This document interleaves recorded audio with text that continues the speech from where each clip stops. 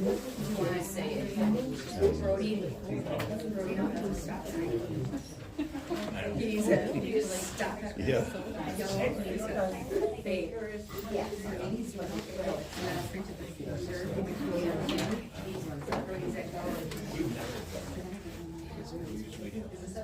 Oh, yeah.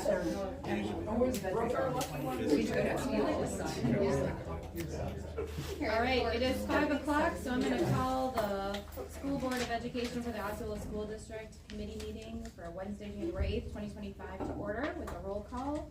Brooke Oy. Here. Jan Carlson. Here. Kaisa Martin. Here. Corey Schmidt. Here. And myself is here. Item 2, aligning and developing our facilities to best meet educational safety and security goals. Can you mute, Andrew? Andrew, can you mute yourself? You're getting some weird feedback. Thank you. All right, item A is review and discuss operational planning in consideration of an operational referendum. Hi, here we are. It's the 8th of January already. Can you believe it? So Shannon and I put together a quick PowerPoint for you, or slides, for you to kind of walk us through each question, because there's an A and B when it comes to facilities planning. So I have the clicker here. Always right, grounding. You always like seeing pictures of yourselves. Yep. Right, our vision and mission in the school district are very clear. They guide all we do. So as we make decisions, we make sure that we keep this at the forefront of our brains. This is information we went through at the last board meeting with the timeline. So we're past the April 11th. So if I had a cool X to fly in, we could cross that out. And then we talked about, were we gonna have another meeting to deliberate more about the survey? And trying to schedule between that time and over the holiday break became a big challenge. So we knew that we were gonna come in here and have to do some really good work today to make decisions and talk about how we want to move forward. And if we decide to move forward on something, we do all have on our calendars the 15th that we have a work session. So we do have that opportunity if we decide to do that. And you can see in bold at the bottom, the 21st is the very last day to certify our resolutions.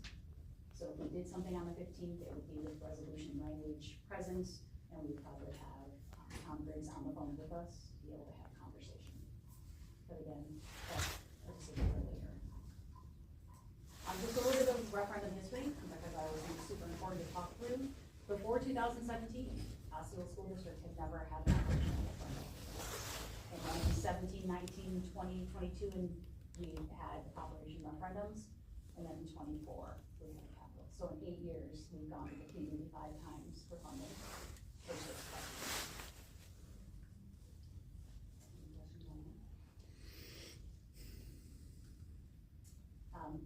Always comparing ourselves to the Middle Border Conference, and because we have access to some really great tools. This is since 1994 to present, our Middle Border comparisons of how many referendums have been held across those schools. So again, this isn't locally, this is just our athletic conference for ease. The blue line talks about the amount total, and then the blue is passed, and the peachish, flush color is failed. And then at the bottom corner there, there's a link if you're ever interested to all of the Osceola referendums. And you will chuckle because one of the sources at the bottom is DPI and then source Bob Schmidt, because we don't have information from before that. Becky, can you just hold this for just a second? Yep. Thank you.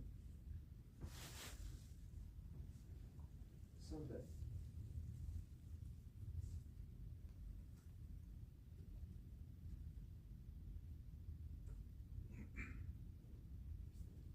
Okay, thank you.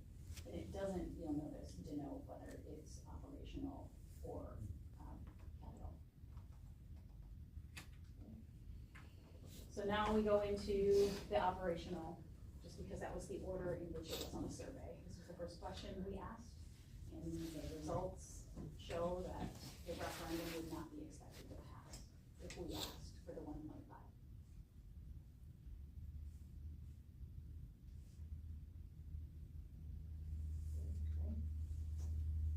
So I'm gonna turn it over to Shannon. So when we talk about operational, we talk about, you know, the financial status of the district. We oftentimes talk about fund balance, and I think there's a misconception about what fund balance really is. It's not a savings account that we have at the bank that has cash in it. It represents many different things within the district, total assets minus the liabilities. Cash is certainly an asset, but it's not, again, our only asset. We have accounts payable, which are our liabilities. So when you put all of those together, you come up with a fund balance. And really, we look at fund balance as a snapshot in time, and it's always on June 30th of the end of the fiscal year. Fund balance is changing every day. It's changing as we are putting money in, as we're taking money out. So again, we take a look at that as of June 30th. That's where we capture that. That's what we show in our financial statements when we look at the audit. And if you look at our projection model, it shows that we will be operating in a deficit moving forward. So meaning that we are going to be taking out of that fund balance that we currently have, or what we showed we had as of June 30th. We knew that, right? We talked about that. We knew that we were putting money into fund balance in 23-24 because we were going to be taking out in 24-25, but still staying and maintaining within that policy amount that we have. I think we show it on the next slide. In the spring, we reduced the $1.3 million to mitigate some of that going into fund balance for 25-26. Looking forward, when we look at 25-26, we are looking at about a $1.6 million estimated deficit, meaning that that's what we would take back out of fund balance for operational purposes. We will need to continue to go into fund balance as it stands right now, based on the projections that we're looking at for the foreseeable future, of course, unless something happens at the state level. We're very early in that process and we don't know what that looks like. So all of our models right now are remaining status quo. We are not increasing anything other than the increases that we would see for utilities, increases in salaries for staff, increases in supplies even for the district, stuff like that. This is a table that Becky and I put together, so it kind of lays out what it would look like and some different potential reductions if we, dollar amounts if we chose to go that route. So you can see that looking at that 28% for 24-25, if we took the full 1.6 in 25-26, we'd get down to about a 21% fund balance. Again, still aligns with policy. If we were to reduce expenses by $500,000, we would bump that back up to 23%.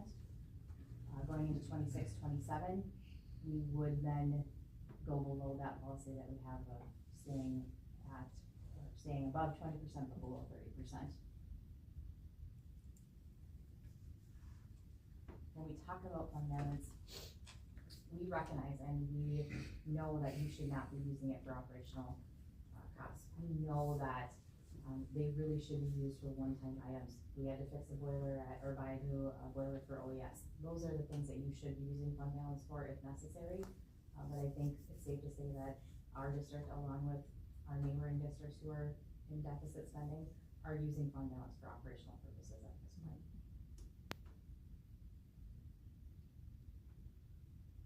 So there's a lot of information there. I don't know if you've all had an opportunity to look at the sort of 24-25, right, gray, 25-26 blue.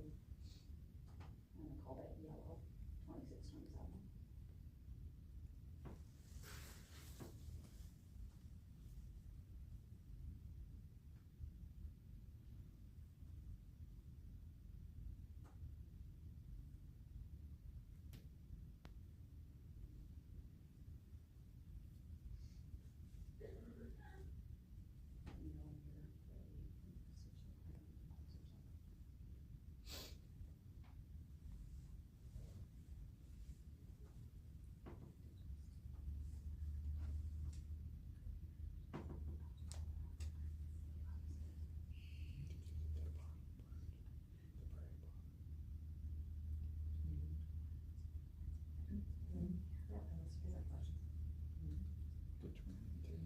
Okay, so when you think of operation, next steps, right, considerations, something's tough, but if we wait, it allows us to know what the biennium budget is going to be. Or we have to make a decision right now, we have no idea. I'm sure you guys get education pieces and you hear things, but we have no idea if it's gonna change and shift at all. That's something to consider. So will we need an increase for special ed funding? Don't know, we keep hearing that 60% funding, that could help us out in our district significantly, but we don't know. Another piece to consider is that low revenue ceiling penalty will impact us. So if there is a change and we go to referendum and it fails, we will be frozen, so we wouldn't get any of that money. We'll still be within our policy if we need to go into fund balance in 25-26. We talked about referendum fatigue in our community. And the survey said that there was a lack of support. We could ask for less, but that's why we went with the 1.5 when we originally created the survey, because we had modeled out different amounts. And if we decide that we want to move forward with an operational referendum, we have to think right now about what the language would be, so we can get that to the attorney that creates that language. And then we have to schedule an additional meeting. So Debbie is actually on the call as well, so if there are questions that Debbie could answer, we can do that. So I don't know how you want to do this, if you wanna talk about operation and make some decisions and then go to capital, or if you want us to go through all the slides and then come back, it's up to you. Whatever you guys think.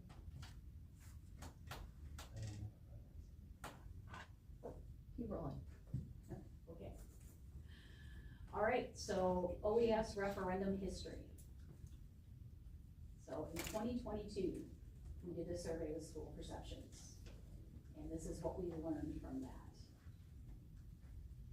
We learned that there was sufficient support from all subgroups to place a facilities referendum on the ballot that April, and that option one, which was building a new building, had the most support.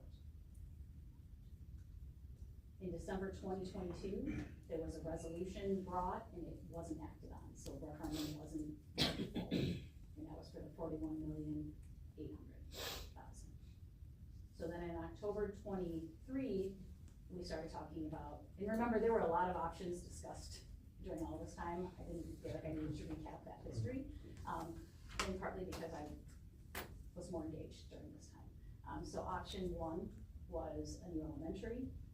Option two was a remodel to like new for 4K2, and option three was an addition to OIS with light renovations to the middle school.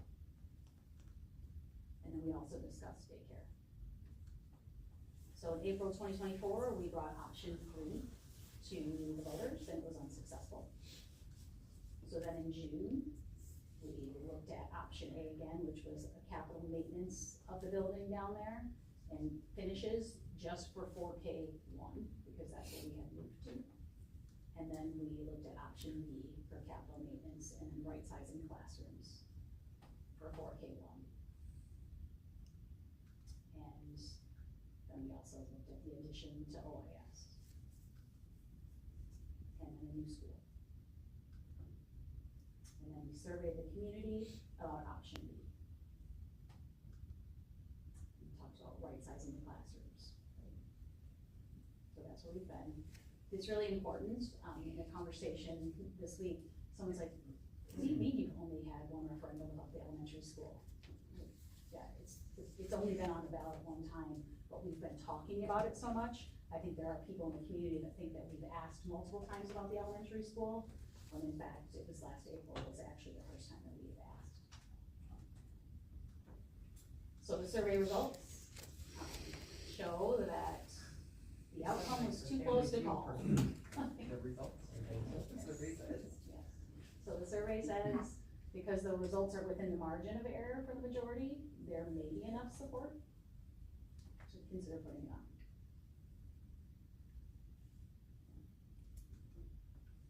So for capital referendum considerations, the building's gonna continue to age. We know that. The prices are gonna continue to rise. We've been maintaining the building, but it will continue to need more maintenance.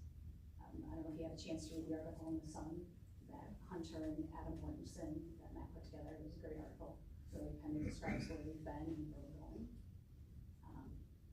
It's also, we transitioned one grade out of that building, so we did a reconfiguration last year to try to relieve some stress on that building. I think that there's some people out there who think it would be really easy to just close down the elementary school because of declining enrollment and move into 3 remaining buildings. So can you click on that, Tricia, that one, please? So this is a chart that I worked on over break, and you can see it's a whole bunch of information, but I can summarize it easily.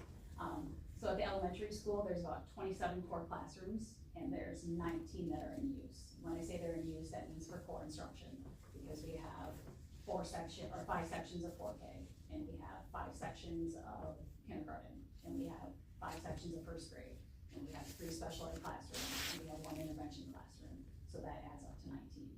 And you mean most days it's being used? It's being used every day in that fashion, so that's not including the music room and the gym, and this is just core instruction for our kiddos.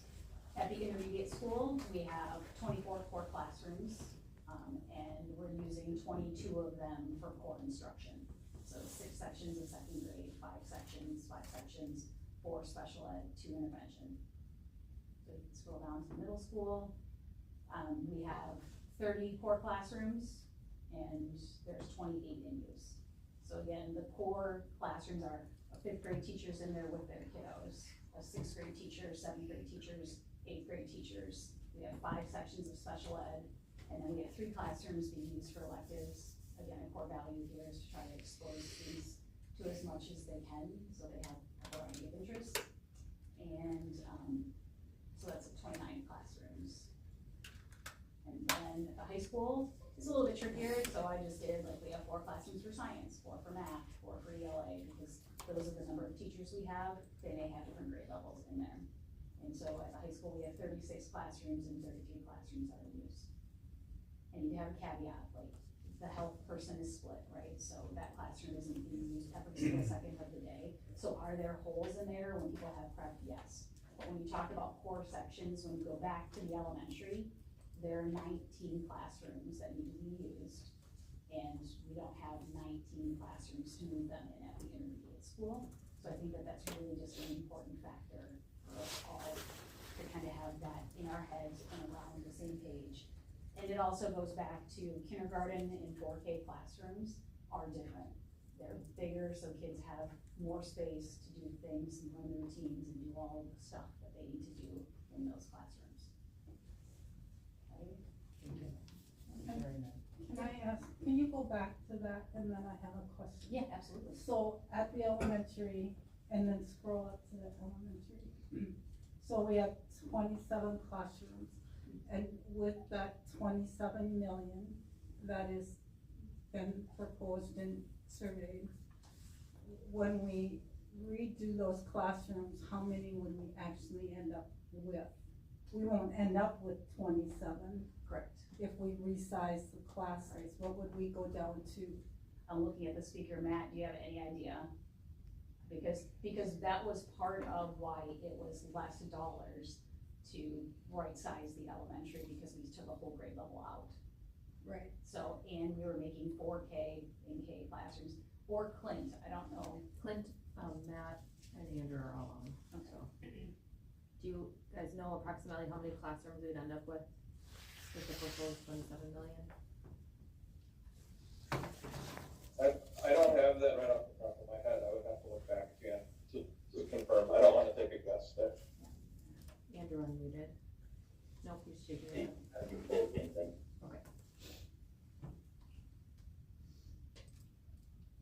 And you also see I have X's for kids club, because I don't know how many kids club classrooms are being used.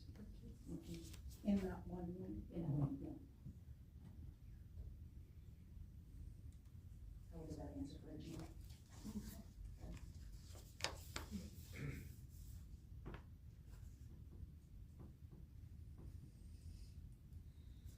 So that takes us to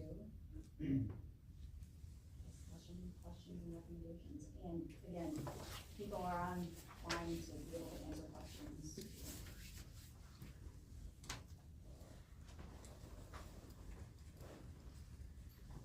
Let's start. I'll start. I mean, I don't really have any questions. I just don't know if there's anything that can be said to me that will convince me otherwise at this point. I just don't think it is wise for us to go forward with any referendum. I think we gotta listen to our public.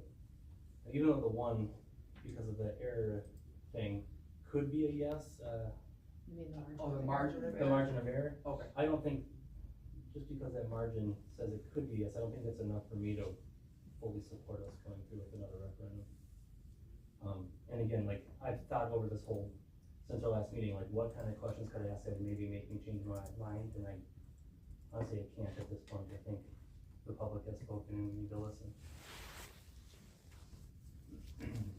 I think when it comes to the operational one, it's a little bit clearer for me to decide that now isn't the time to go, because I think we risk getting frozen and missing out on dollars, and that makes it really hard to say, yep. Do we need it? Yeah. Have we done our due diligence in making cuts and being fiscally responsible? We have. I don't know that the general public knows that necessarily, and that's okay, that's on us to get that word out, right?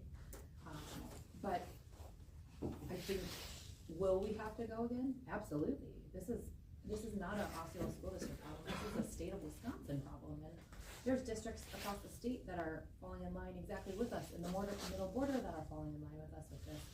And inflation alone hasn't kept up with school spending and what our students need to be successful and to pay the best staff to be in front of our kids. But to risk being frozen and essentially doubling our loss then and what we need to balance that budget, just for me isn't worth it. And because we're frozen for 3 years. 3 Right. years, Or right? until we pass. Right.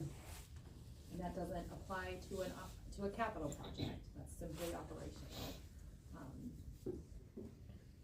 Yeah, I guess for me, I don't really have questions tonight. I'm very thankful for everyone on this call and or at this table that has put the time and energy in the community for doing the survey. I guess my questions are not so much for tonight, but so now what? How? Because the operational concerns aren't going away, the concerns at the elementary are not going away. So my questions now are, where do we go from here? Yeah. And I think people will still get tired of that. I mean, we've been dealing with both these questions for a long time, because both these have been concerns, not just for Osceola, but for a long time.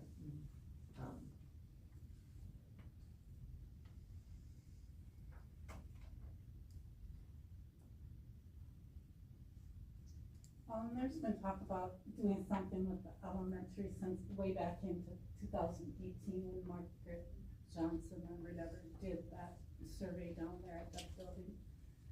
And the big maintenance deal, and that was only 8 million back then, and now it's 27. I mean, the costs aren't gonna go down, and you guys Certainly not. accept, and it's not. But, the economics of today, I don't think will support it. I mean, I know that there's businesses in the industrial park that just laid off again this week. So, and it's not new, it's just the economy that we're in. I would maybe like to put it out there, but I don't want to go through all the work and then it fail. And then people say we're not listening, because we are. And, even when I've been, collecting taxes in the town hall, I heard a lot of, comments about, I can't believe you guys are going back on the elementary and gonna put that much money in it. I mean, of course, most of it was all negative, but, so they really expressed their concern of us going to a referendum.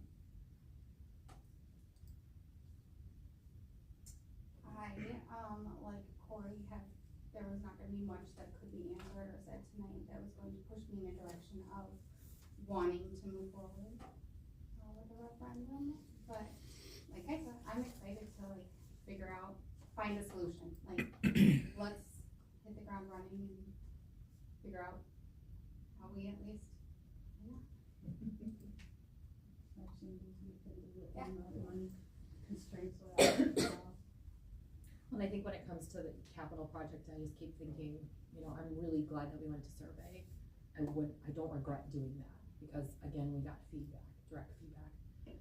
And I think whether you don't do the survey and just go to referendum, or you do the survey and whatever the outcome comes of that, you're getting the feedback, and we got the feedback without the being penalized, for lack of a better term, and so I'm glad that we did the survey.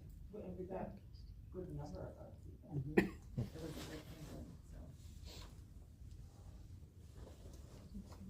Shannon, Becky? Yeah, I was just gonna say Shannon, Becky. Addie? Go for it, girl. I don't think we should go to referendum Which one? either. Okay. I think we just need to listen to what people are saying, as much as I wish that they were saying otherwise, and like knowing that we do need to do something to the elementary school, I don't think it's a good idea to not listen to the community.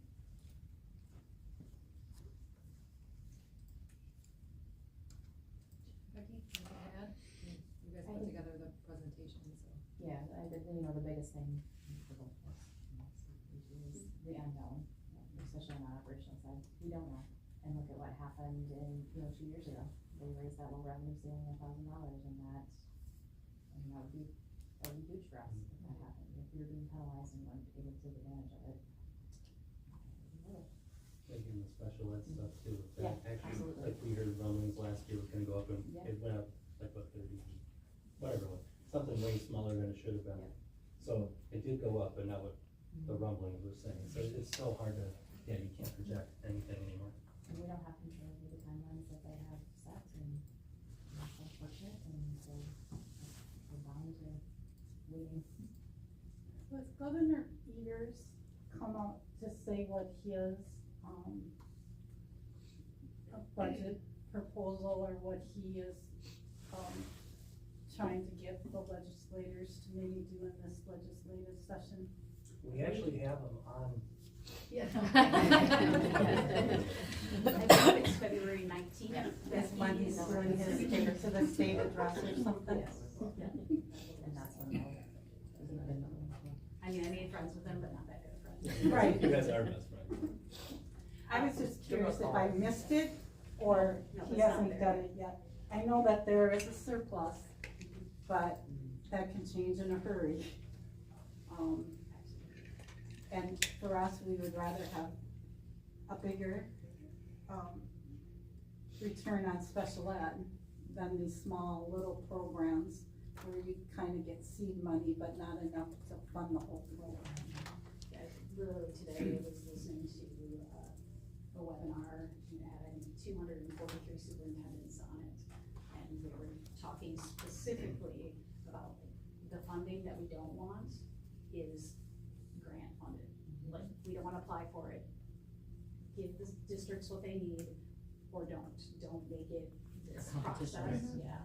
So that was an interesting factor. And the other part they talked about with mental health dollars is, instead of targeting schools with them consistently, give it to the county, because the county has access to serve our kids after school and on weekends, and schools don't. And I thought that was just a really interesting angle, because it's very unusual to hear educators say, don't give us the money, give it to a different organization. So that was interesting. I would say from my end, one of the biggest ahas for me is the work that we can do if we don't go, which is building that trust that seems to be missing. Because I'm not interested in hiding anything from anybody, and there are factors that are out of our control, but there are also many factors that are in our control. And there are so many people from the community who have reached out with positive ideas and thoughts and engagement. They want to be part of the solution, and I feel like if we go to referendum, we don't get to do that, because then it's not a circus, it feels like a circus, but it's that intention again. And rather than do that, let's spend the money and the time and the energy on educating the people that are here, because they value our schools. I don't think there's anybody that doesn't value what we offer and why people pick Osceola in schools. But I think we have to dig in a little bit deeper and really have a clear, transparent plan in place.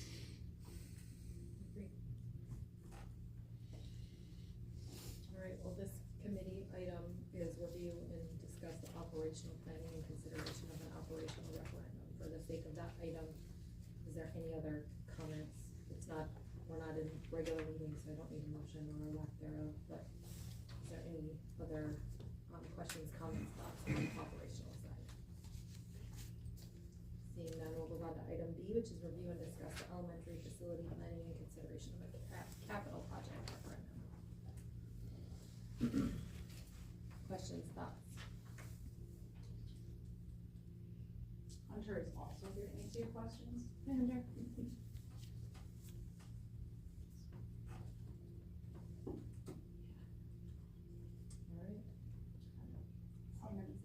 I know, we kinda did both in the same, so.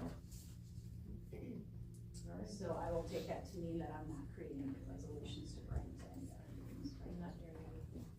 Nope, just solutions to all the problems by next week. That's all. I spent some time thinking about some things, but I need your input for sure. Thank you, Debbie, thank you, Andrew, thank you, Clint, thank you for being on. Thank you, good night. Good night. Can I end it then? Have a good night. Item 3 is administrative and department reports. I'm gonna start with Julie Bender. All right, should we start, do you want us to do our curriculum coordinator piece and then I'll go into mine, or would you rather do OES, OIS? You, whatever you would like. All right, let's jump right into our curriculum stuff.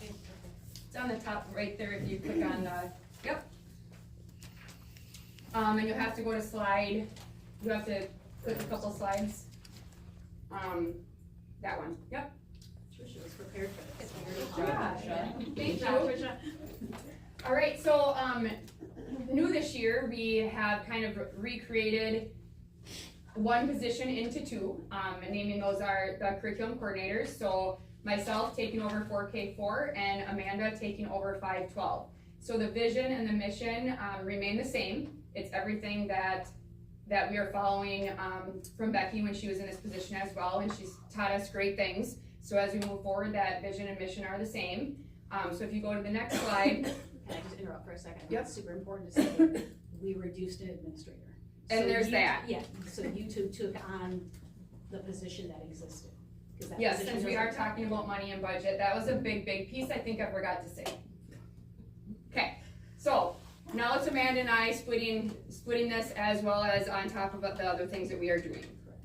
Okay, so the why, this is kind of, what we're gonna do is bring you through like a cycle of what these positions really are and what we are doing to help students, teachers, families, the community. So as we move forward, it's everything that drives what every single educator does each and every day, and it's those 4 driving questions. It's what do we want students to know? How do we know if they know it? What do we do if they do not know it? And how do we know if they do not know it? And with that comes the data. And the data is a big part of Amanda and me. It's a huge role of ours, and what we do with that data, it's the why. So we are screening students and we're gathering that data, we're analyzing the data, and then that drives what we do. And that's how we are continuing to improve. You can go to the next slide.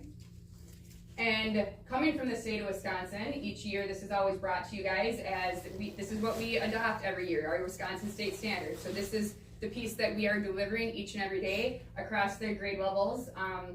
K-12, 4K, yes, it's not required by the state, but there's still standards out there that are followed when it comes to our 4K. And something to celebrate is we do have 4K all year round. So that's something too that we are trying to, and I'm sorry, all day, not all year, even though parents would like that, all day, which is a huge piece, again, for us here in Osceola. And as that 4K roundup is coming up, that's something that parents have reached out to, asking, hey, oh my gosh, is this all day? And I'm like, yep, sure is. So it's exciting. I went off on a different path there, but Wisconsin state standards. So then if you go to the next slide, how we do that, back to the beginning of the data, is our assessment calendar. And this is something that Amanda and I work on together. And we roll out to the whole district on what we are doing for each season here. We try to screen three times a year to collect that data and drive what we are doing. And then also we do have state requirements that we have to do in the spring. New this year with Act 20, there's different screeners that are taking place, and now as January is here, it is now required for us to move forward with that, and we're utilizing Ames Web Plus to do that, and then we have some work ahead of us with our Act 20. So that's what I have 4K for, and I'm gonna hand it over to you, Amanda, for 512. So then, I mean, the second prong to our new positions is a lot of work with curriculum and materials, and there's a lot of time and energy and work that goes into that. There's a big, long process, and sometimes it is a little bit more complicated. So like right now, I'm doing a lot of work with Spanish, and we've ordered a lot of samples. We're going through them. We will look at the online components, because all of that stuff has changed now. You know, you see a little CD or a floppy disk that you can keep reusing. Well, that's not how it works anymore. So there's a lot of things that you need to think about, and then you also need to determine, is this worth it to bring in this textbook or online resource? Sometimes it's very simple. So for example, when we renewed our 6-8 math, we know that that's been very successful for our 6th through 8th grade math teachers. There's not a lot of extra work that we need to do in reviewing those materials. So that was a very easy process for us to figure out what's new in the updates. Are we sticking with it? Yes, we are moving on. So that one's a little bit more simple, but just so you know, there's a long process that goes along with that. Next slide. Okay, so it starts at pretty much the beginning of a school year where we kind of know who's up. That's changed over the course of the years with different, how we've had to move money and shift money with different periods of time in the last couple of years. But generally from the very beginning of the year, if I have a science team who knows that we're gonna review some materials here pretty soon, that starts at the beginning of the year. We form a team, so it depends on if it's content specific or grade level specific. We come up with a team. They select some of the materials that they are interested in, and how do they select them? They are putting in some research. They are communicating with people outside of our district. They're looking for what's gonna help support what they're doing in their classroom. We gather those samples and resources. We spend a lot of time digging through them, comparing them. We have a whole checklist of things that we try to make sure that material or textbook has. Kind of just obviously all the pricing stuff and try to figure that out. And then by the end of March, April-ish, then we're placing that order so we can get it in the summer so we can do some PD. So there's a lot of steps that go along with that. And if you go to the next slide, you can see that when we add in new materials, there's a 6-year process of how we're supporting those new materials, supporting teachers, professional development that comes along with those materials, reviewing them, that whole cycle there. So 6-year process just for adding in something new or redoing. So lots of work that goes into one textbook for one class or one textbook for 6 grade levels. I think that was it. Okay. Yep. Any questions from any of you? Amanda, like you said science. Does that mean science like 5 through 12, or is it just science at the high school, or? So far, my job has just been high school science. We've had a couple of select classes. So for example, we added astronomy last year. That's a college level course, so we have specific materials that we have to purchase. So we didn't follow this whole cycle with it, right? But we still have professional development, and Andrew gets a lot of support with that book, because there were 2 options. We still are vetting it, but it's course specific. Mm-hmm. So I don't have, in your time, have we done anything else? It's usually we try to rotate, but we wouldn't do ELA for K-12 because it would be too expensive. Yeah. So we have like ELA for the middle and high school, so it's actually 610. It's only 610. Yeah.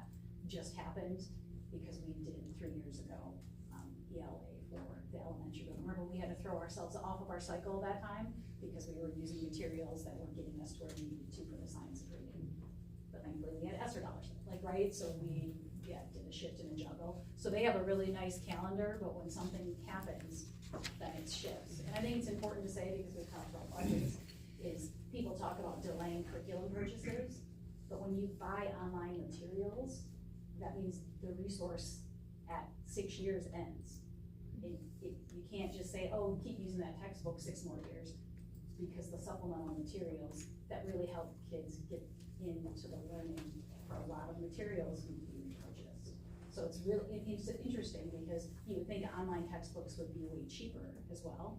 That's not the case at all, so. When it's individualized by seat, so you have to purchase by students, not just by like a classroom set of textbooks. You can't get away with that because you need numbers of seats for online usage. So it makes it a little bit more tricky.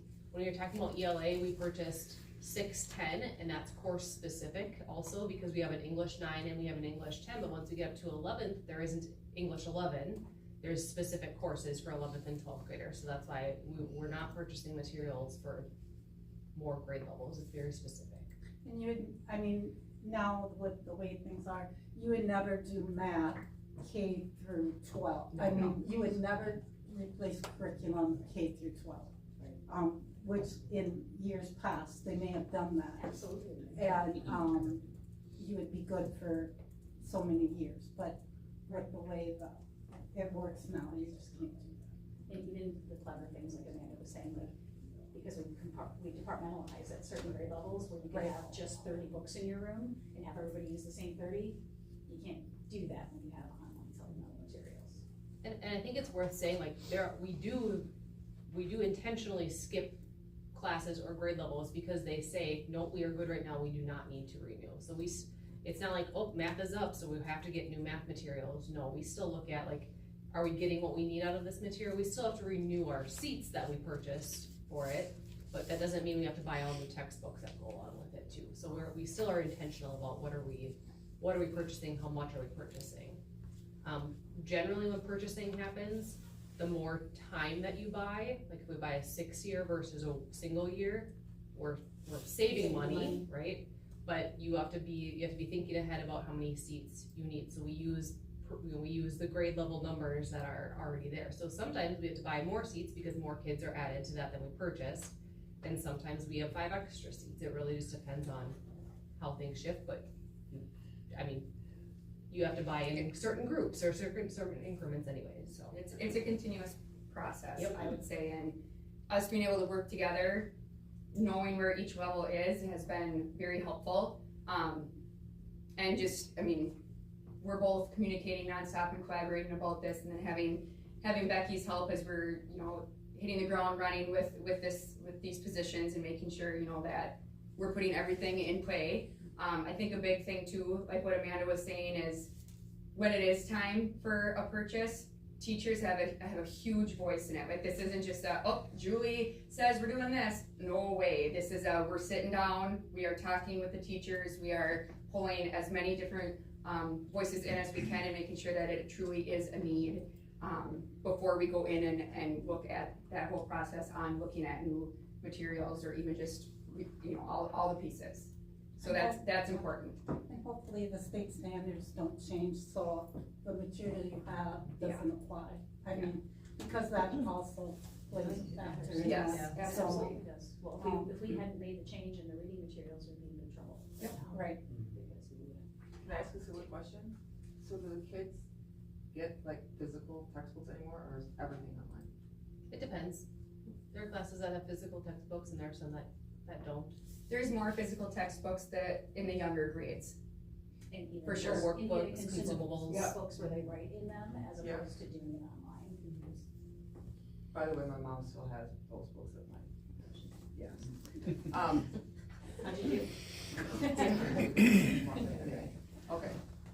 And I would say the other piece with math and ELA, which is very different in the last 5 years, is there's a company called Ed Reports that actually aligns it to state curriculums and will tell you, is it good for teachers, is it good for kids, and is it good overall, meeting your state standards? And so if it isn't in green, we don't even consider it, so we automatically check some of those off as well.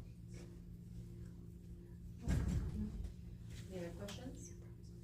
Thank you. Okay, so then I'm gonna keep going, or would you like to go me? Okay. Linked in there is the January newsletter. So again, this is for 4K4. Being able to streamline and make it a true full system, we're getting there, and it's amazing. In service again, we met as a whole entire 4K4 staff and team, and we did a fun goal setting and New Year's countdown and the whole works, and really made them just self-reflect, and it was good having everybody in the same room, knowing that we are one big team. So continuing to move forward with all of that and not separating the buildings is, it's super positive. You can feel it, you hear it, it's a good thing. The OES Wiggle Pathway, so similar to the OES Maze, we move forward because you know what, the little ones sure have their wiggles and they are wiggling all over the place all the time, so it was really important. Bruce was very excited because he had to strip the floors and do all these things to be able to put the decals down and then put a bunch of layers of wax on, which Hunter, it was 6 layers of wax. Bruce made it very clear to me when we arrived back from break that it was 6 layers, but those decals are going nowhere and it looks super cool. Whenever you get a chance, there's pictures there, I linked them in, but we don't have time for that, and that is just fine, or just come by and do it. You'll see it right away, it goes down the kids club hallway. It's a lot. It's exciting, it is a lot. You like stomp the bugs. Okay, so then also right now, kindergarten through 4th grade, we are doing a PE swimming unit. So Julia Miller and Zach Lordson are doing a great job collaborating on that. They are both like team teaching this whole entire thing. So Zach is helping with the kindergartners in 1st grade, and Julia is helping all the way up to 4th grade. And it's been positive. Some parents are very leery about it just because of the whole swimming piece. It's scary, it can be uncomfortable, and we communicate it as much as we can. And one thing that I've really learned that the community families, one of the most important parts is allowing them to opt their child out. So that is something that we put forward, and we were afraid that it would be a ton of parents opting their students out or their children out from swimming, and that wasn't the case at all. So it's exciting to see that they trust with what we're doing and bringing their children over to the pool. And Holly's been amazing to work with. We have lifeguards there that from college, and right now it's only 3 days in, but it's going very well. No one has drowned. It's good. It is a success each and every day. But really, the kids are enjoying it too. I remember in high school, like Scott, you two going through the swimming unit, and sometimes it's pulling teeth trying to get the high schoolers to swim, and this is totally different. I mean, kids can't wait. They're just lining up at the door, pumped to get on the bus. Winter assessments, talked about this with the curriculum coordinator piece, but we're moving forward with all that. And again, Act 20, so screening our kids and seeing where we're at on what we need to do with the new Wisconsin guidelines there. And then our up and coming, adding some different things for 4K4 families and communities and students. We have our wellness night. It's gonna be our 2nd annual wellness night. Huge success last year, so we're moving forward with that again, tying it in with our wellness week. Literacy night, 4K roundup. I talked about this last time. Different, we're calling it roundup. We're doing a whole Western type theme with ropes, like it's exciting. Stacy Bear, she brought it forward. It was how it was once in kindergarten with the round them all up, so we're going with it. It's exciting. And then our open house in March. Yep. Derek King. All right, so you have our January newsletter for you to look at. I'd like to give an update on our Pride Electronic Awards because that's one of our goals is to maintain a ratio of positive awards to corrective tickets. Our goal is 5 to 1, and we are at that point right now. Continue to focus on starting meetings and so forth with recognizing kids in a positive way, and one of our goals associated within the building is to make sure that every kid receives a form of positive communication at home. So our counselors have done a nice job of sorting through all that data and sharing with the 5th through 8th grade teams which kids on that grade level and that team have not received one yet, just to make sure that we're all aware of that and that we ensure that happens prior to the end of the year. Our 5th grade has their kindness retreat tomorrow at Camp Wapo. So that's very exciting. The teachers and kids are excited about that. Again, that's similar to the 7th grade retreat we did earlier before break, the Courage Retreat. also run by Youth Frontiers. They do a wonderful job. We have winter map testing coming up, and that's, I've kind of got a window there. We're going to do math next week, and then language arts the week after. That also is affiliated with one of our goals where we wanted our kids to increase the median scores by 6% in math and 2% in reading based on prior data from other years. Our spelling bee is coming up. That's the week of January 20th. Kelly Newman is running that. More details to come, but that we're also including our 5th grade in that this year. Winter conferences are January 29th and February 5th. You have 2 hours the night of January 29th, because after that they have the, what do you call it, the 8th grade? 8th grade parent night. Yeah, they're inviting 8th grade parents to look at that transition to the high school, and then we do 3 hours on February 5th. We have the wonderful opportunity for our kids to participate in theater this year, so Chad Leonard is organized. He's bringing in some people to run that. We have about 70 kids that are interested, 5-8, in participating. Yes, we did a survey just to make sure that we had plenty of interest. So that'll be a lot of fun just that week with that special team supporting our kids and helping them along. And there's 2 performances, one the 24th and one the 25th. 8th grade scheduling has kind of started. High school counselors and our middle school counselors met with kids in social studies classes the past couple days, and then there's a series of a few more things that the 8th graders will be doing, just helping that with that transition. And then just a little update, kind of what we did with our January end service. Our focus up till now has kind of been on engagement and increasing discourse in classrooms. We took a little break from that. We always like to do a team building activity, so we did a speed dating activity for about 15 minutes, and I feel like we could have done that for 2 hours.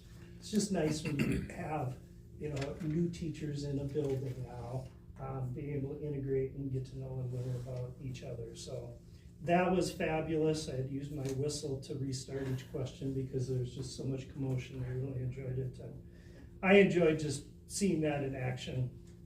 And then also we looked a little bit at some schedules with some of the cuts made, just looking at, are there special tweaks we can make that will benefit some of our kids next year?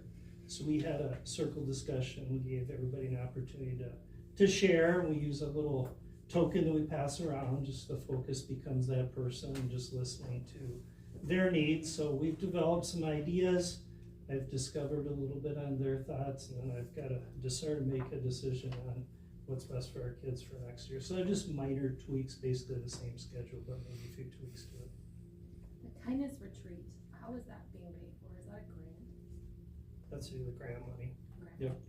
I'm excited to hear how it goes. My daughter gets to go, but it's with the same company we use with our freshman up in St. Croix Falls. And I feel like every time, no matter what the topic is, they do a good job of, ideally it's to get the kids to understanding other people's perspective on things and having empathy, which I do think it's always been an issue for the human beings to do that sometimes, but now with social media as well, you see more and more people say one thing online, but if you get them face to face, they don't talk that way.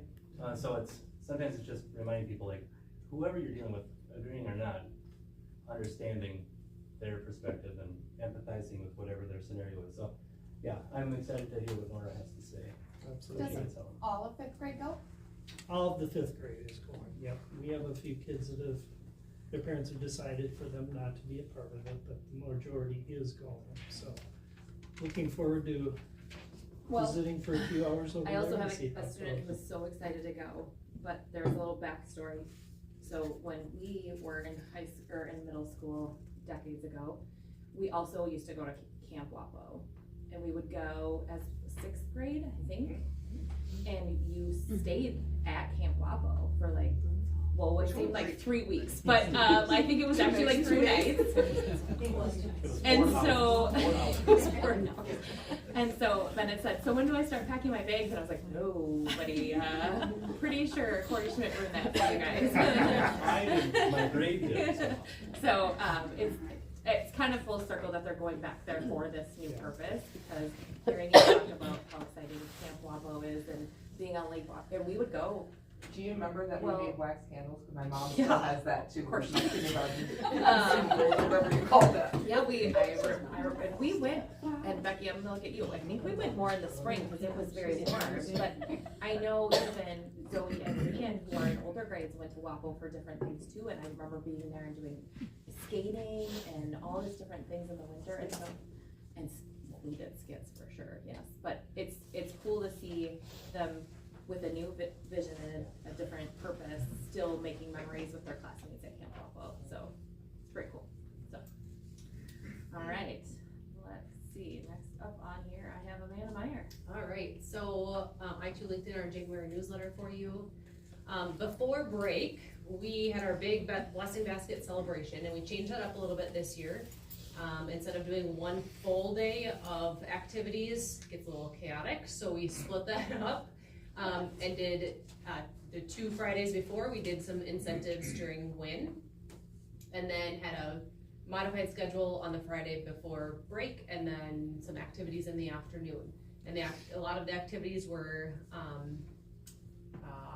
based on incentives, so kids had to hit certain dollar amounts from earning that in their classrooms in that competition, and then they got things. We got to $6,000, so that's huge. So a huge shout out to Mr. Leonard and our Oscar group for organizing everything, and then our teachers and students for raising that $6,000.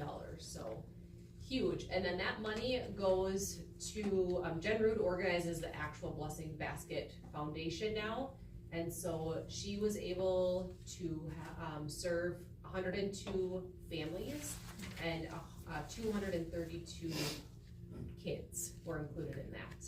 And it's done a little bit differently now, where things are all set up in the auditorium. There's different tables with all the donations, and then families come in there and they basically shop. So they shop for what they need. They get wrapping paper so they can wrap up gifts from themselves. It's not just like a basket that we used to give them. So huge shout out to Jen, because it's a lot of work. And we had a lot of local businesses contribute to that too, so. Can I interrupt you for a second? Yes. There's 2 things. One, during Blessing Basket celebrations, one of my favorite parts was there was a family feud game, and Amanda came out there with all of the kids that had the last name Meyer, that's her family, and then Holly Johnson came out with all the Johnson kids, and then they competed. Actually, we were selective. Were you selected? All of the Meyer kids come out. Okay. Because we thought there maybe would be a family feud out there. Okay, a real family feud. Well, we did win. I don't know how, but we did. We did. Everybody was. I wasn't sure it was No. happening, but it Oh, was. no. I had a math teacher keeping points, and we yeah, won fair and Our square. stats class made all the questions by cluster sampling, random classrooms, and then we put the whole thing together. And Mr. Hahn was the host. He had a blazer and a Santa hat. It was really good. A bunch of Raymond Johnsons up there. That's They weren't excellent. related. It was totally. It was super fun. And then the second piece about Blessing Baskets, one part, if you don't know Jen Reed, she does have an incredibly big heart. And one thing that she does is she also has adult gifts. So the parents actually get to pick a gift for themselves from their kiddos. And that's a really powerful moment, and lots of tears happen during that time. They're like, I'm here for my kids, yeah, but you also deserve this. It's pretty powerful. And that is all done I like that there's that time aside so that it can be done in a confidential manner. It's important. Also, what was the reward for the kids raising that amount of money? Because usually, I mean, there's been dances and skits and hair dyes and. What was our top one? Well, this We year didn't- it was dumping. Slime. Because we hit 6,000, but our ultimate goal we didn't quite get there, and that would have been I don't know. It was 7,000. It was Wrestling. Would have been It a was big old. a professional wrestling match, with Mr. Williams and his wrestling partner. Oh, come on, I Well, would have chosen no, and I could have brought you some extra. Were you guys aware that we have a professional wrestler on staff in White No. Oh, yeah. We do. Well, we do, Yeah. so that was gonna be the match of. Next year. Yes. Actually, Next the year. 2 ADP teachers take place. Yes. You know, I'm not. I had a back surgery and a throat surgery. Oh, yeah. Yep. Awesome. Yeah, never mind. Okay, It was all sorry, covered- Amanda. It was all Yes. covered by district insurance too, so. Yeah.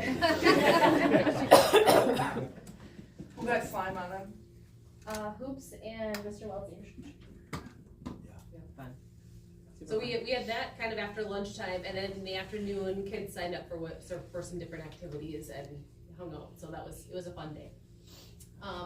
Another pretty cool thing that we did was, as departments or PLCs, we put together baskets, themed baskets, and everyone contributes to their basket, and then we do raffle or buy tickets, and so that all that money that we earned, as tickets were put into those baskets, this year it was about $1,200, and that goes into a scholarship for a student who's going into education. And that's the staff members that do that. Yep, staff members do that. So, it's a really fun thing. Baskets are extreme differences, and they're really funny, and they're amazing baskets, but, it's really cool thing. And Mr. Demling organizes it all and puts slides together and does a good job announcing and makes it fun, and so it's a fun thing, and it gives it back to our kids, so.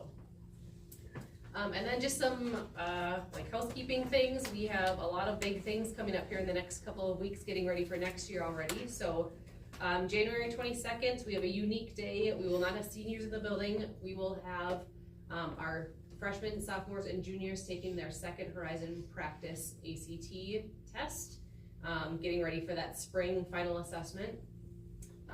So we'll have a modified day for that.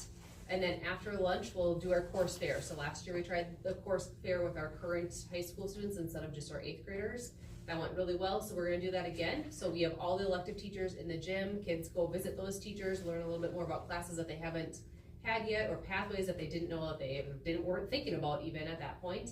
And then they also go to core classrooms, same type of thing, where they're learning if you know, now they've maybe thought a little bit about post-secondary options or career options.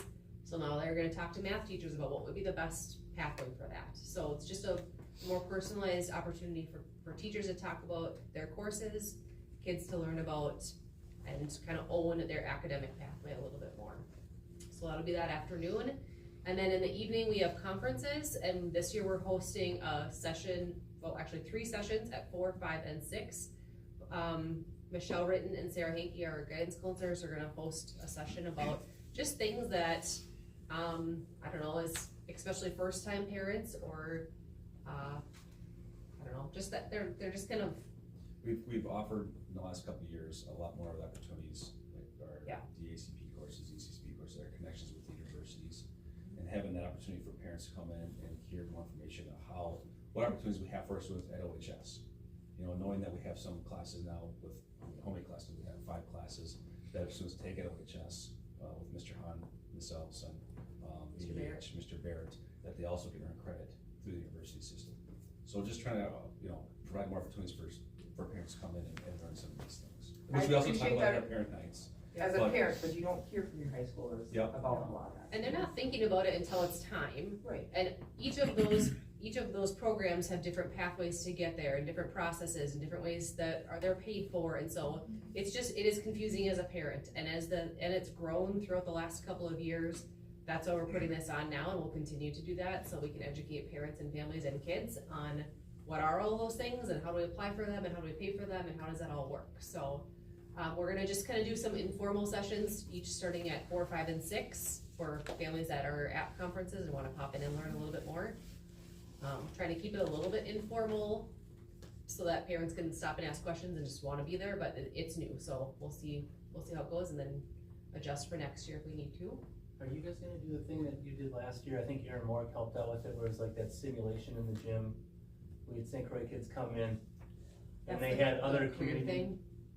Yes, we're going to their building. Is it? Yeah, we're coming to St. Croix. Tomorrow. Okay. Yeah, it's tomorrow, no, it's not tomorrow. That's But it's in February. And you're leading us. Okay, Yeah. just was wondering if that was still going on again. Okay. Yeah. I'm in the cell phone. That was a fun this year. thing. I got to partake in that last year, and I thought it was a good experience for a lot of those kids. Yeah, that'll be a little bit later in the spring. Okay. And then we're working on course registration stuff for next year, so we're working on just updating some, stuff for kids, documents for kids. The course book is out for print right now. Meeting with 8th graders to talk about what next year is going to look like, just getting out all of that information. And then on top of that, all of our juniors are having sessions right now with Sarah and Michelle to talk about their post-secondary planning. So just kind of all connects with each other right now as we start to head into scheduling and testing season. Any questions for me? Right, just as you know, we're coming out of break, and for the kids, I know it was a good couple of weeks.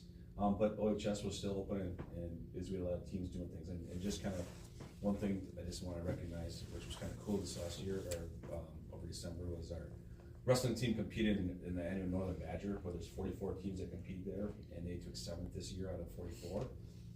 It's got a very young team, so that's a kind of a good indicator of where things are at a little bit, and where things hopefully could be here in the future as we continue to grow. But of course, there were basketball games, there were practices, powerlifting, dance, all these different things were going on as well, so a lot of moving pieces.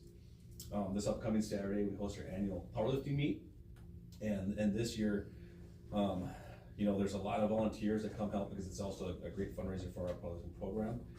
This year, Coach Han is expecting around 350, 375 lifters. It's actually less than the past, but only because he's not JV, but I don't know how it's done. So it's all varsity. So in the past, there were JV lifters. This year, it's all going to be varsity, and it's still running 7 platforms. And going back, I say this for many years, when this first started, 2002, there was 1 platform in an auditorium, that was it. And it's grown to this now. So it's a pretty cool thing that goes on, and for the competitors, and it's a good long day. Weigh-in start at 6:45, which I'll be helping out with, and usually around 4 o'clock, 5 o'clock. I think 4 o'clock this year, he's thinking it'll be done by 4 o'clock-ish. On Monday then, the 13th, we are hosting our district honors this year. Our division, our district's called the Upper St. Croix Valley, and expecting about 72 students, so it's 10 schools in the area that send anywhere between 5 to 10 kids from their school, and the kids get together all day long. They'll be practicing, and that night they put together a concert, so they're having lunch with OHS, and then at night we have some food coming in from Villa Pizzeria. So a pretty cool thing that's going to be going on in our auditorium on Monday. Coming up on January 14th, 15th is our choir trip. Our students are going to go to the University of Falls as well. Practice perform there with their choir director. And then from there, they're going to be heading to the Minnesota Museum of American Arts and kind of having a little field trip after the fact. A fun day for those kids. Our winter formal is coming up February 1st. Just kind of keep planning ahead here. And then also, we are already talking about plans. We go from the Blessing Basket celebration in December. And the next thing we have up, we have our winter formal. Then we head into our wellness week. And that's going to be February 11th to the 15th. And that's where Miss Patterson and the Mental Health Matters Club kind of organized some activities for that week. So put together some ideas and things for our kids, and hopefully get back to some winter fun ideas where our kids can be active, and hopefully it's not going to be too cold, but get them outside and do some fun things. Also, if you want to mark your calendar on the 15th, the Mental Health Matters Club. Remember last year we got rained out on our 5K, and we came inside, did laps around inside. Well, we decided that was a really good idea, so that is what we're going to do this year. So it'll be an indoor 5K on the 15th. Spread the love. Valentine's Day, yes. Wasn't influenza, it was not that. What time is the concert on the 15th then? At when the hotter kids actually? I want to say, I hate to say it right now, because I know we're having dinners at 5.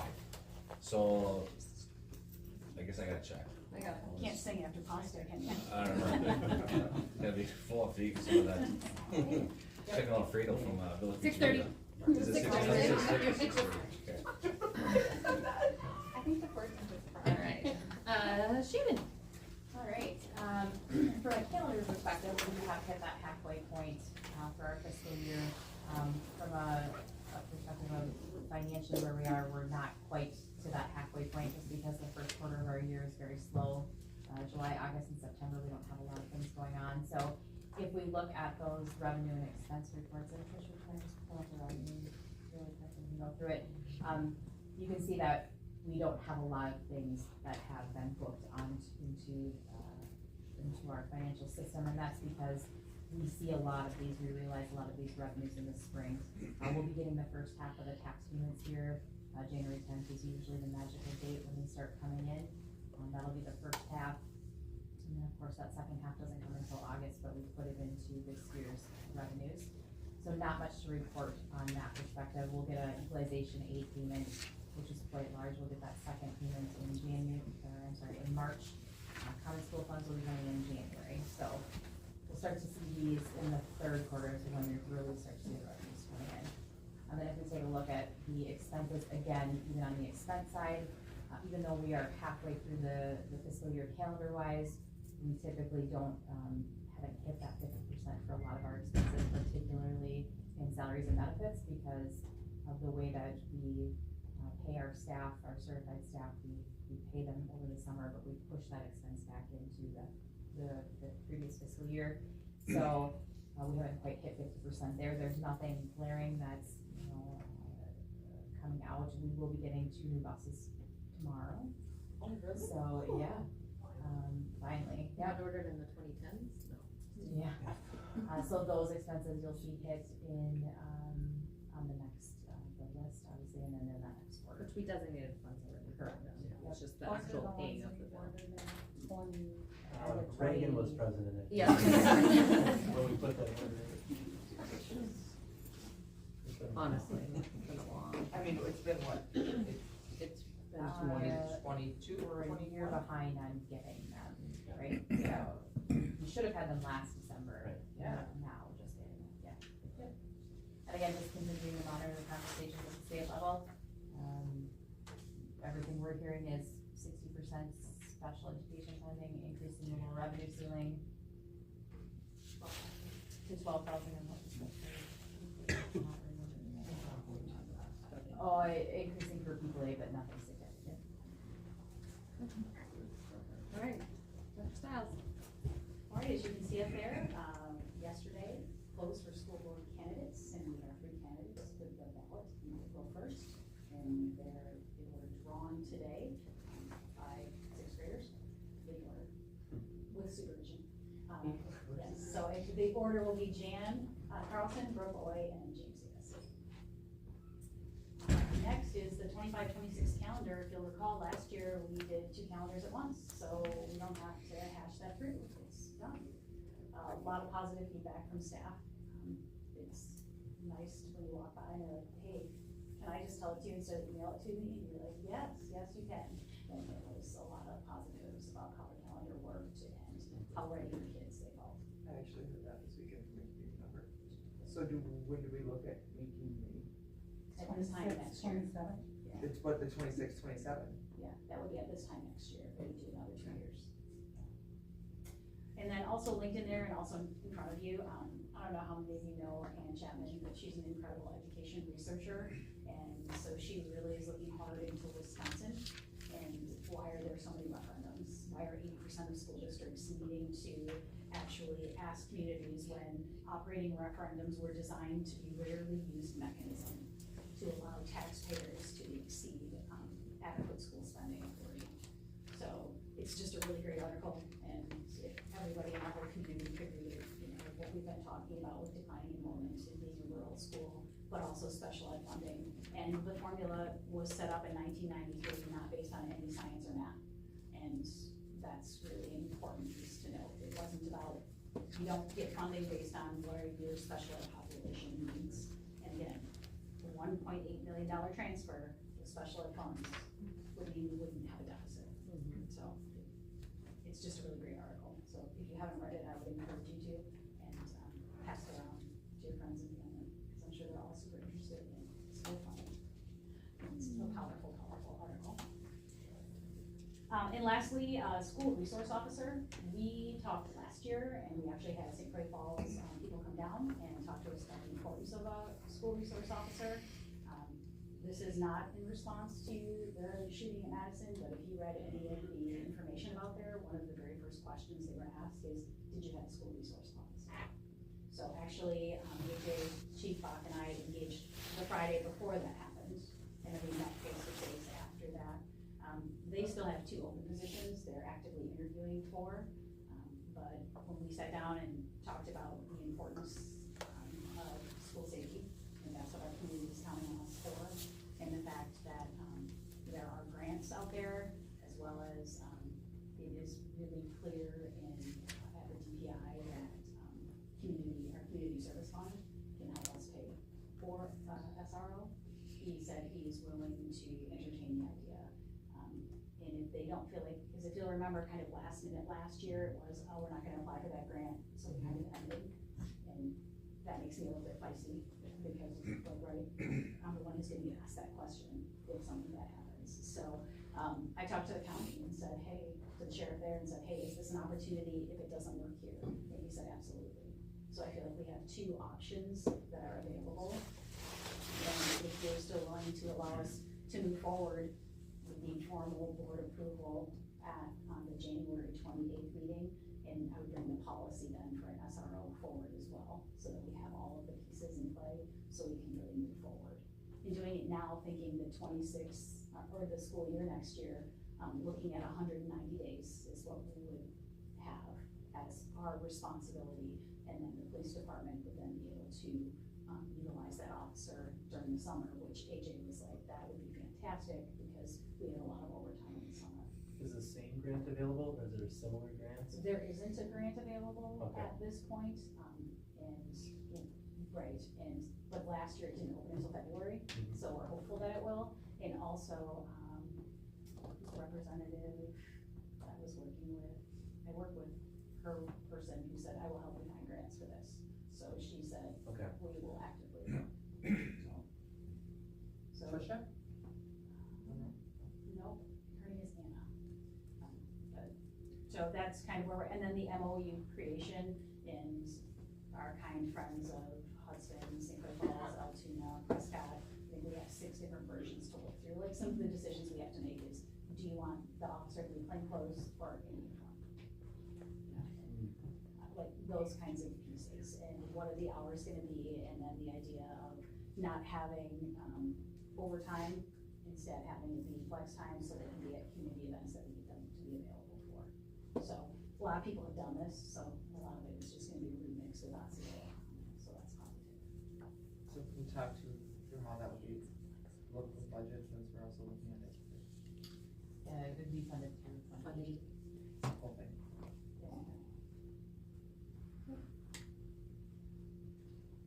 Yeah, that was a big concern from the district, we didn't wanna reduce a teacher. to a police officer. I just want to be able to educate the Absolutely, community 100%. how that works. Yep. And we did get some tentative numbers, from AJ to figure out what would the district's responsibility be for that 190 days. And without of the grant, it's about $70,000. just think it's important for us to have that. Okay, for sure, I can bring that. And I don't know the county officer, so then that's the unknown, so to put numbers out and have it change. Yes, but to have it, for sure, but yeah, absolutely. Well, and Becky, in that formula, you know, the funding formula, I mean, that has been challenged since it actually went in 93. A lot of people have put a lot of energy and that's behind that, and it just hasn't changed. I remember back in 93, and it has been a struggle for schools all along. I haven't read this article, so I am gonna go and read it this week. So. Well, I think to your point is, it didn't really, and you can see even in our referendums, right? It really didn't hit Osceola until about 2017, when we started having a little bit less enrollment. And the inflation didn't keep up. Right. So when it comes to wanting to put money in Fund 46 so that we can save for a project, there isn't any money to put in Fund 46 because we're spending deficit. Right. So it's now created this ugly cycle, and when you go to your taxpayers 5 times in 8 years, I feel like you're not doing something right. So I'm glad that she's like doing the work. Yeah, and she was also going to have a meeting with the alternative. She's going specifically to talk through the formula, and they have some slideshow that we need to have access to actually. Oh, I'll look at it. Yep. Alright. And that was all I have. Perfect, thank you. That brings us to item B, which is the special education department report. Okay. In case Becky has a clicker, unless you don't need it. Want the clicker? I'll just. Okay. Okay. Do you wanna introduce yourself? Yes, I'm Osceola. I'm the Fort Bay 4 Special Education Coordinator. I'm Patrick Barbara, 5 through 12 Special Education Coordinator. So that's a part that's new this year, as we have split the special education coordinator roles to better support and more in-depthly support our special education teachers, and work shoulder to shoulder with our administration to be able to provide that special education support for the general education students first, but then be able to deepen that role for our special education teachers and at that administrative level. If you want to go to the next slide. We have the mission and vision statement that we support at the district level, but this is our commitment to our special education students and providing that life beyond high school. So moving them through all the way through that special education department level, the disabilities, and achieving that transition into adulthood and beyond. We're going to take you through the special education numbers. So we're going to go to the next slide. Who we are for K4 and then 512. This is what it breaks down to. We have one part-time special education coordinator for both. And then we have the teachers, we have it all broken down there for you throughout the district. So that's a snapshot for us. 199 students, 67 for K4, and 512 at 132. Go on to the next slide. This breaks down the disabilities. This is a lot of numbers for you, but this is by disability area, broken down for K4 and 512. It's a good note to pause here and look at 14% of students enrolled in the Osceola School District are students with a disability. And then 16% of those students with disabilities are speech language only. So when we look at that, you're looking at 4K4 and 512, you would want to see that trend decline as you're looking at the 512. So you're looking at speech language, so SL.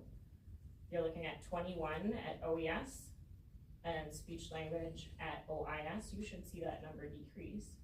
The Y there is, we got a lot of littles who are working on their speech language development. We would want to see that number high. We would want to see that number decrease into the high school level. And if you trend that down, we have 1 in the high school level. So that's a good thing. We're doing our job there. Okay? No, that's great. Okay. Next slide. So then it's the what. What is the state say? What does the state say about where the students are located in the special education area, and how are we doing in comparison to that, and where are they located? So this is what we would call our EE codes, or our environmental codes, and how are we doing with providing our students in the general education setting and having them pulled out from the general education setting, and how are they doing with interacting with their general education peers. So it's a lot of information. We're going to break it down for you.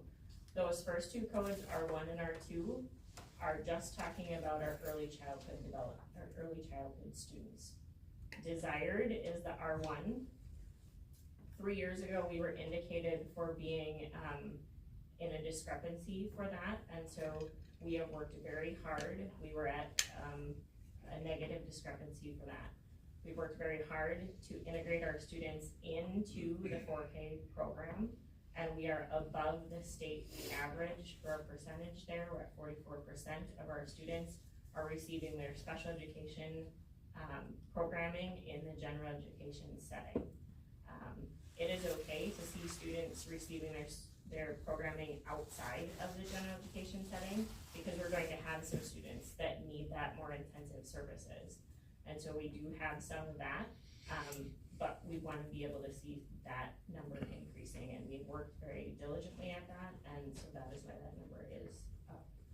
And then when you see that A, B, and C down there, we've taken time to break that out, and Patrick and I will both talk about that. I'm going to talk about 4K4, and he's going to jump in and talk about 512.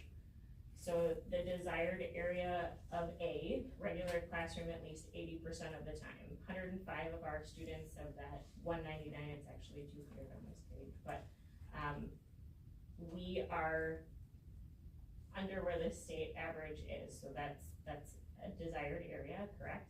And then 4K4, that's where our number is, and that's where we want to see our students. We want to see them in the general education setting at least 80% of the time or more. Yeah, high school wise too, you're looking at A is our desired educational goal, our environmental code. We're at 55%. The state average is about 79%.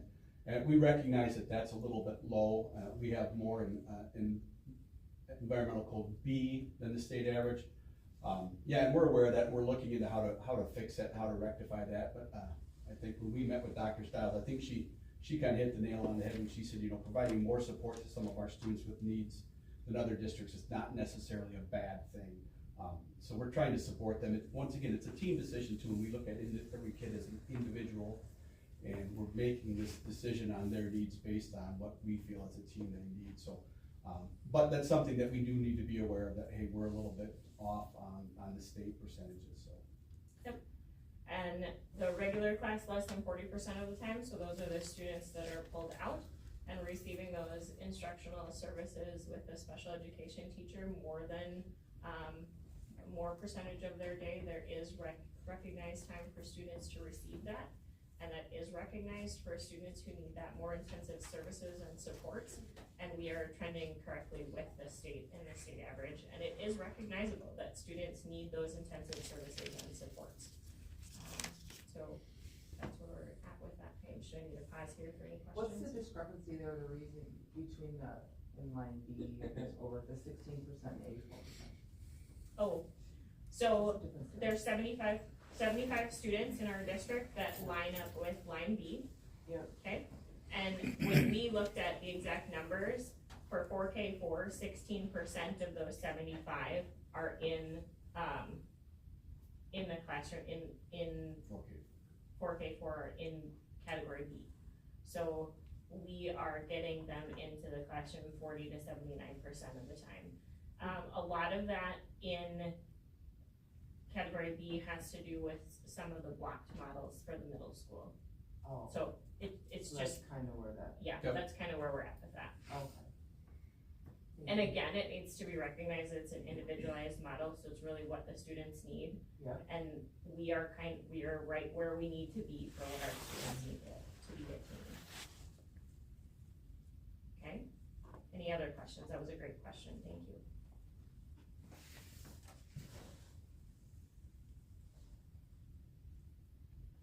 If not, I'm gonna go to the next slide. We are also getting a bus that's getting delivered tomorrow. Oh, that's. I was accounting too, okay. Oh, okay, sorry. Sorry, she was saying bus and I was like, oh, it's a brand new bus. So, as part of our special ed carryover dollars, we are purchasing a special education bus. We work together with the transportation department. It is a pre-owned bus, but it only has 15,000 miles on it, and it's coming with a like-new condition. We are so excited for the chance to have a wheelchair lift in it, for the chance to have a almost brand new special education bus, and Steve today was like smiling. He was so excited. So we're excited to have this as part of our special education fleet. Does it require like a special driver's license, or is it just a standard?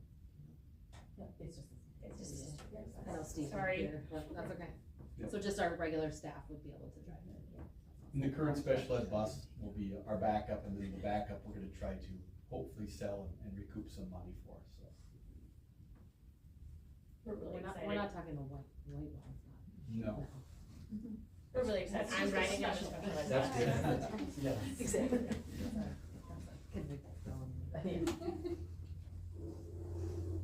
All right. Any other questions?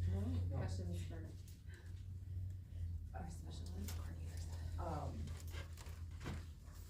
I just think it's important to note, this does not include all of our students that are considered a 504 thing. Correct. Correct.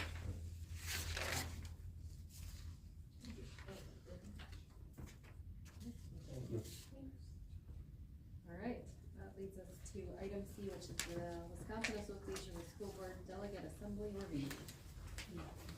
Who's excited? Let me like that. Hear me. So in front of you on the yellow paper are the resolutions, proposed resolutions that Brooke Oy gets to be in the room for, to hear about. You might enjoy it. I'm going You to. really might. You will. You will. And I think that there's some really important pieces to read in here.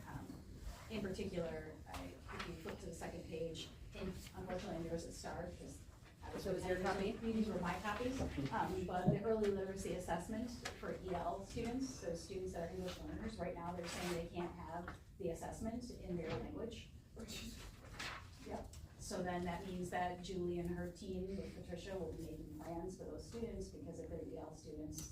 So that's what that's about. But I also think that there's other big. I have questions. Does that mean they get an interpreter next to them while they take this exam? No, they would get English.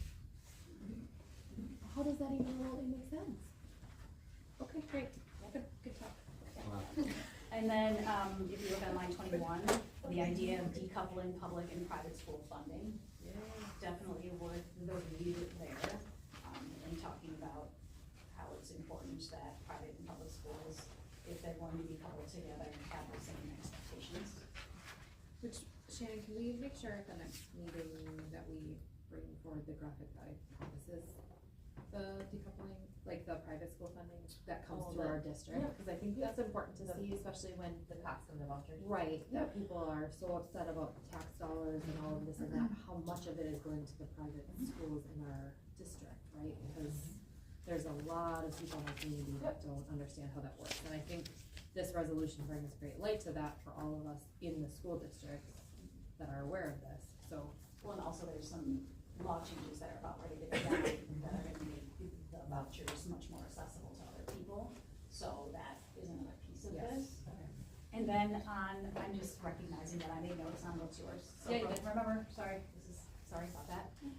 But on the page 4, the resolution about, school accountability, I thought that the high school would appreciate knowing that, there's a resolution that the school board association wants to support that says the accountability system is only for academic achievement and not growth.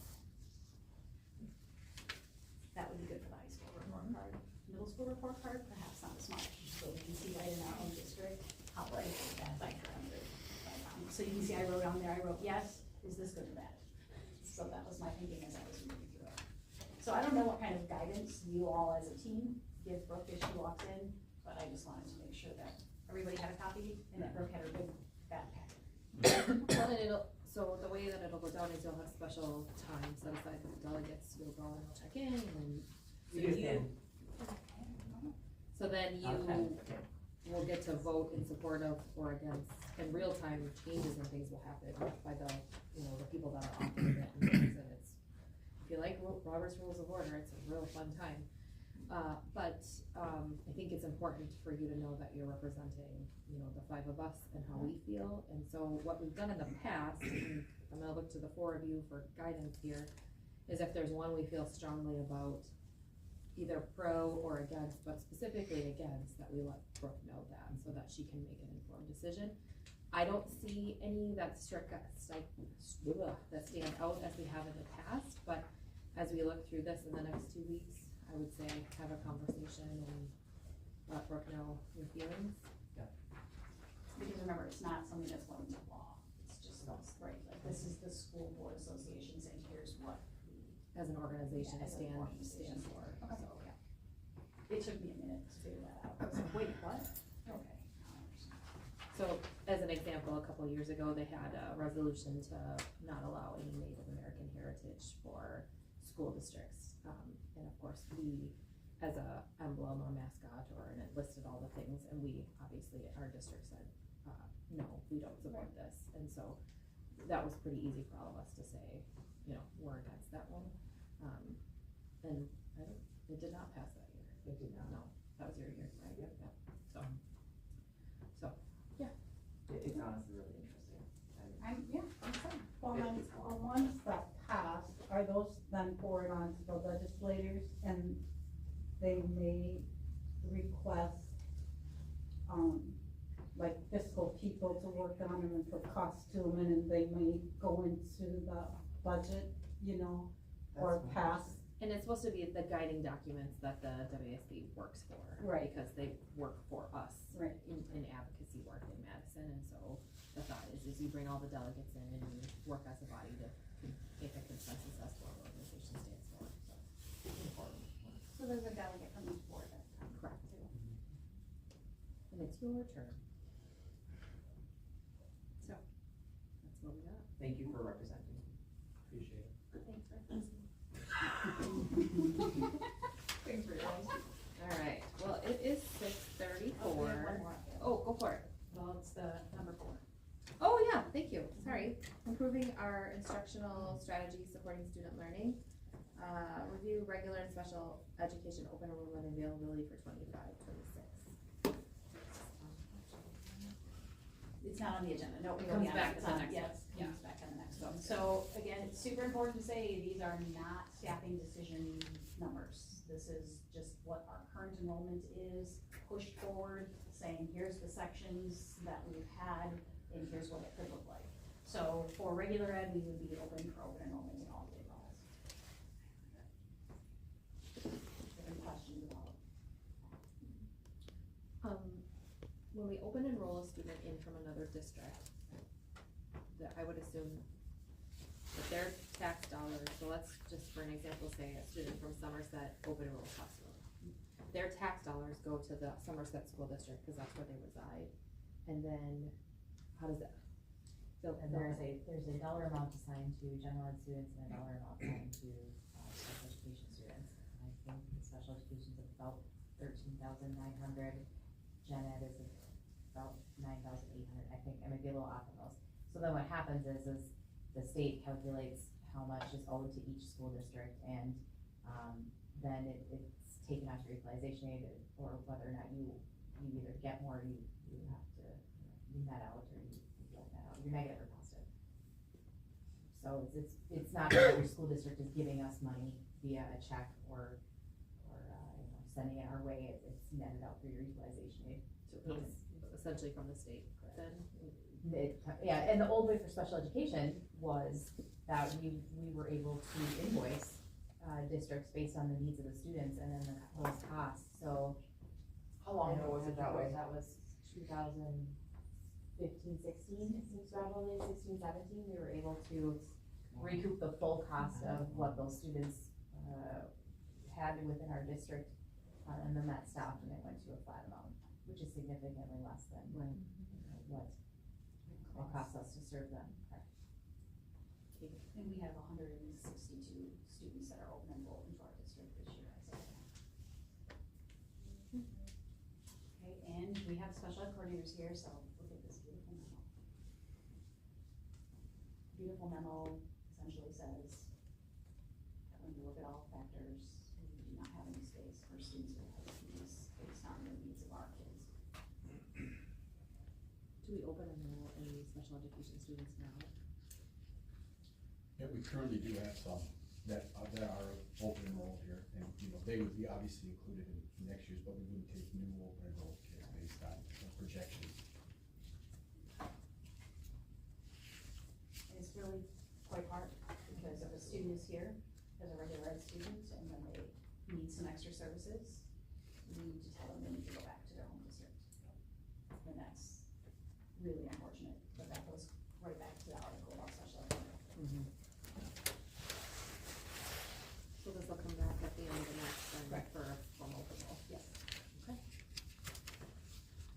Thank you for helping me push that item. All right, well now it is 6:38, so